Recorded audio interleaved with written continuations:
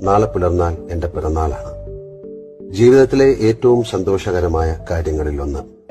ഈ ഭൂമിയിൽ പിറന്ന് വളരാനും ഈ മണ്ണിൽ ചവിട്ടി നടക്കാനും ഇവിടെ വിരിഞ്ഞ പൂക്കളെയും പൂമ്പാറ്റകളെയും കാണാനും കഴിഞ്ഞതിന്റെ സന്തോഷം. ഒരുപാട് നല്ല മനുഷ്യരുമായി ഇടപഴകാനും കലകൾ ആസ്വദിക്കാനും കഴിഞ്ഞതിന്റെ ആഹ്ലാദം.